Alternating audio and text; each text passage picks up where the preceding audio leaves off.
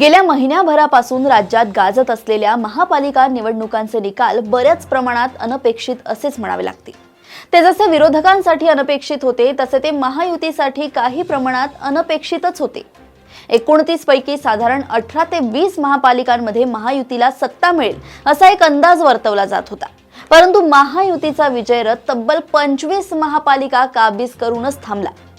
सर्वाधिक चर्चेत असलेल्या आणि अनेक दृष्टीने महत्त्वाचा असलेला मुंबई महापालिकेचा निकाल ठाकरे बंधूंसाठी निराशाजनक ठरलाय। खरे तर ठाकरे बंधू एकत्र आल्यानंतर या युतीची एक मोठी ताकद मुंबईत उभी राहिल्याचं दिसत होते। मुंबईतला मराठी माणूस ठाकरे कुटुंबाकडे आकर्षित झाला होता। शिवतीर्थावरील ठाकरे बंधूंच्या संयुक्त सभेनंतर मुंबईत ठाकरे बंधूंची लाट येत असल्याचे चित्र निर्माण झाले होते। ठाकरे बंधूंसाठी एक अंडर करंट असल्याचे निरीक्षण राजकीय तज्ञ व्यक्त करत होते। खरे तर तशी ताकद निर्माण झालीच होती, परंतु भाजपने अतिशय चतुराईने मराठी व्यतिरिक्त इतर भाषक मतदारांची मतपेढी बांधली।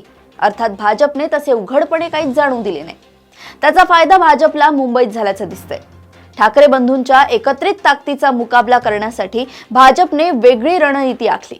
त्यामुळे मुंबईत मराठी माणूस मोठ्या प्रमाणात ठाकरे बंधूंसाठी एकवटल्यानंतरही भाजप युतीने बाजी मारल्याचं दिसतंय। ठाकरे बंधूंनी मोठी लढत दिली असली तरी शेवट पराभव हा पराभवच असतो आणि त्याचे परिणामही अपरिहार्य असतात।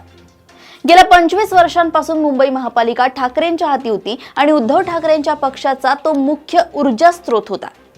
हा शेवटचा बुरुजही ढासळल्यामुळे आता ठाकरे बंधूंसमोर मोठे राजकीय आव्हान उभे ठाकणार आहे।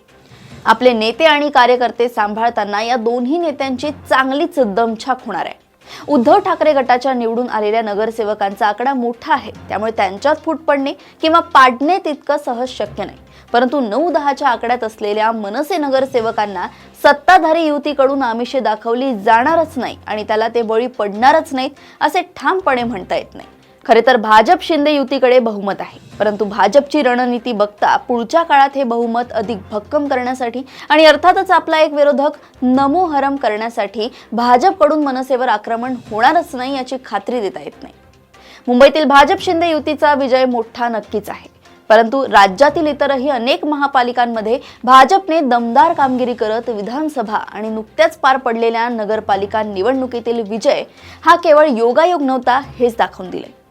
या निवडणुकीने हे पुन्हा एकदा दाखवून दिलंय की निवडणूक लढण्याची जी यंत्रणा, सज्जता, नियोजन आणि अर्थातच अतिशय मेहनत या सगळ्याच बाबतीत भाजप आपल्या इतर स्पर्धक आणि सहकारी पक्षांपेक्षा खूप पुढे आहे। शिवाय अलीकडील काळात देवेंद्र फडणवीसांचे नेतृत्व अधिक जनमान्य होत असल्याचं दिसतंय। त्यांच्यासोबत स्पर्धक म्हणून दुसरा तितकाच तोलामोलाचा चेहरा विरोधक उभा करू शकले नाही। उद्धव ठाकरे किंवा राज ठाकरे मुंबई बाहेर पडायला तयार नव्हते। काँग्रेसकडे देखील राज्यभरात मान्य होईल असा चेहराच नाही।